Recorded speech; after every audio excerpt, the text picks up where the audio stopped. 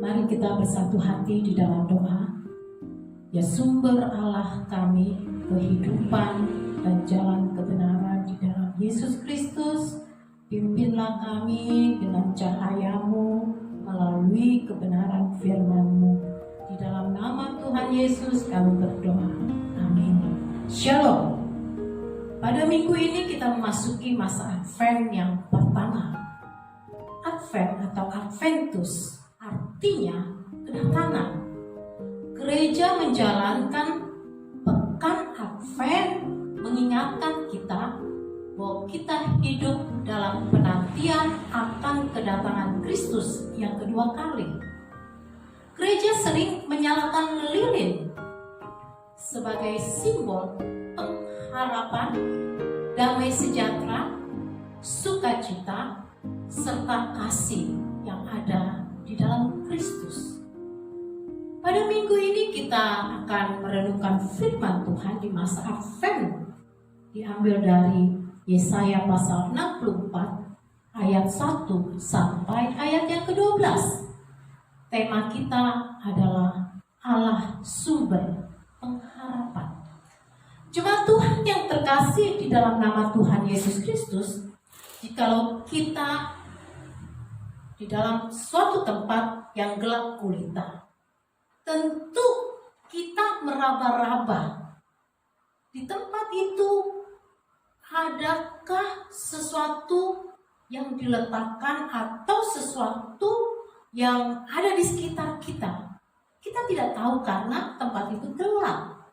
Dan oleh karena itu, ketika kita berikan cahaya atau membawa cahaya terang berupa lilin yang sudah dinyalakan atau senter yang sudah kita hidupkan, tentu kita akan melihat di sekeliling kita tanpa ragu lagi. Ada sesuatu di pojok sana, ada vas bunga di tempat meja ini, atau kita bisa melihat ada warna-warni di sekitar kita tanpa ragu lagi.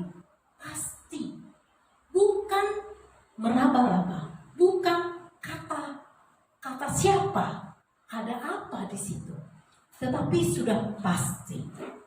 Dengan cahaya itu membuat kita jelas dan pasti melihat sesuatu, meraba sesuatu, dan mengatakan dengan pasti dan jelas. Itulah pengharapan.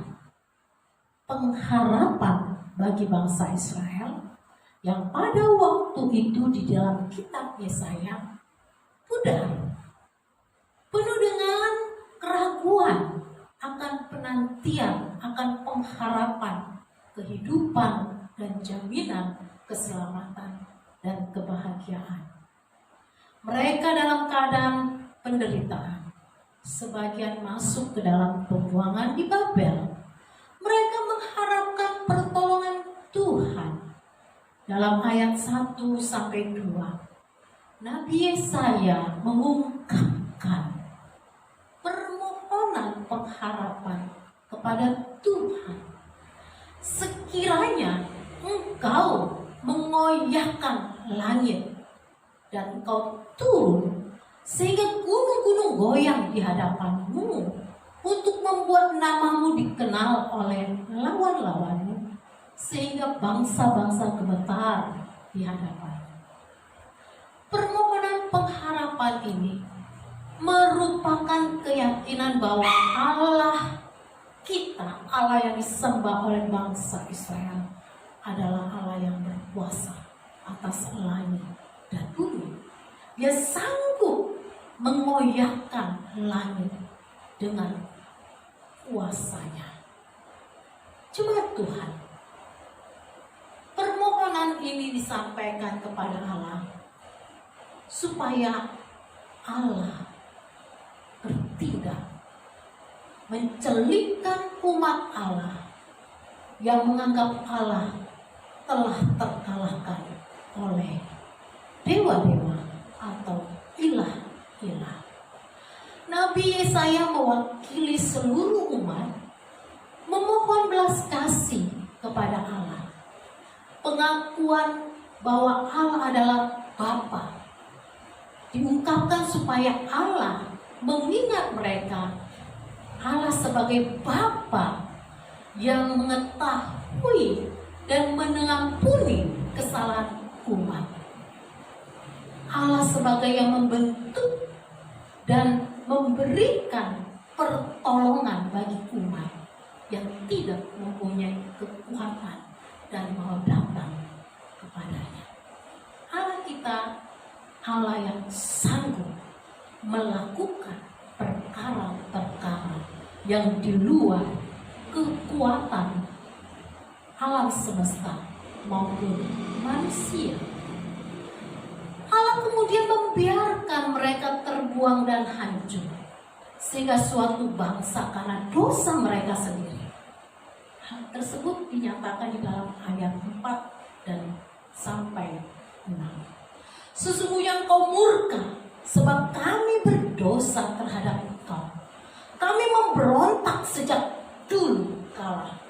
Demikianlah kami sekalian seperti seorang najis, dan segala kesalehan kami seperti kain kotor, dan kami lenyap oleh kejahatan kami seperti daun dilenyapkan oleh angin.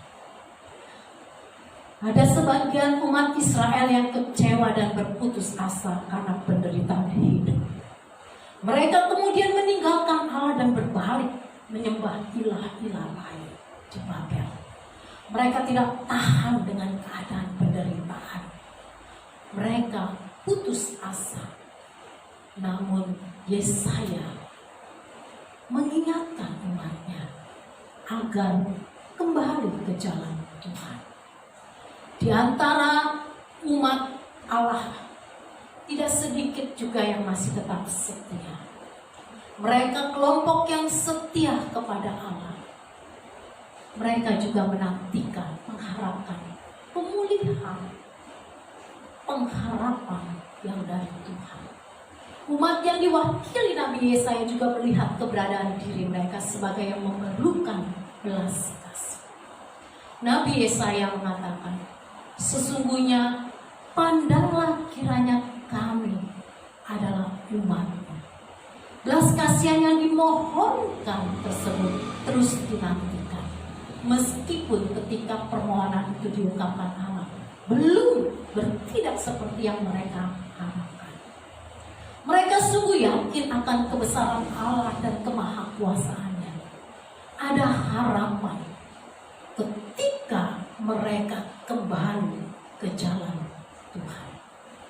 Harapan akan hadirnya pemulihan dinanti-nantikan umat Allah saat mereka terpuruk dan tertindas. Dan mereka kembali ke jalan Tuhan. Keterpurukan itu hampir-hampir membuat kehilangan seluruh identitas mereka. Simbol identitas mereka, kota Yerusalem dan Bait Allah, mengalami kehancuran. Dari kisah pergumulan umat Allah zaman Nabi Yesaya tersebut, kita melihat sekaligus juga bahwa umatnya menantikan pengharapan, pertolongan Tuhan. Mereka mengakui keberdosaan mereka, mengoreksi, mengintrospeksi diri, dan mereka kembali ke jalan Tuhan, mengalami pertolongan. Jemaat Tuhan, dalam minggu-minggu Advent ini, di Advent pertama, kita menantikan pengharapan pertolongan Tuhan. Kita juga belajar dari bangsa Israel, mengoreksi, mengintrospeksi ketidakmampuan kita, kelemahan kita, ketidakberdayaan kita, pengkhianatan kita kepada Tuhan, dan juga dosa-dosa kita selama ini. Kita mau berbalik kepada Allah, dan Allah memberikan pengharapan, keselamatan yang pasti kepada kita. Melihat semuanya itu, ya Tuhan, masakan Engkau menahan diri? Masakan Engkau tinggal diam dan menindas kami amat sangat? Allah kita yang sanggup menolong, menguatkan, mengampuni, menebus, dan menyelamatkan kita. Dan di dalam Advent pertama ini, biarlah kita meletakkan seluruh hidup kita kepada pengharapan yang pasti. Dalam Roma pasal 5 ayat 4, dan kekuatan menimbulkan tahan uji, dan tahan uji menimbulkan pengharapan. Di dalam ayat 5, dan pengharapan tidak mengecewakan, karena kasih Allah telah dicurahkan dalam hati kita oleh Roh Kudus yang telah dikaruniakan kepada kita. Allah yang penuh kasih, Allah yang memberikan kasih karunia dan rahmat-Nya, yang memberikan Roh Kudus yang menuntun kita. Allah itu juga yang mampu menebus dosa-dosa kita, mengangkat kita menjadi tangguh dan kuat dalam melangkah yang pasti, tidak ragu-ragu, tidak bimbang, karena pengharapan di dalam Tuhan Yesus, cahaya yang terang benderang, jelas dan pasti. Datanglah kepada Yesus yang memberikan pengharapan, keselamatan bagi hidup kita, dan bertobatlah sehingga kasih karunia itu tercurah dalam hidup kita. Amin. Ya Tuhan Allah kami yang hidup, dalam masa Advent pertama ini, kami berpengharapan kepada Allah yang memberikan anugerah kasih karunia rahmat kepada kami, bagi yang datang dalam pertobatan. Karena Allah kami, Allah yang berkuasa atas hidup kami dan alam semesta ini. Keselamatan pasti hadir dan diberikan kepada kami secara total bagi yang bertobat dan datang kepada Kristus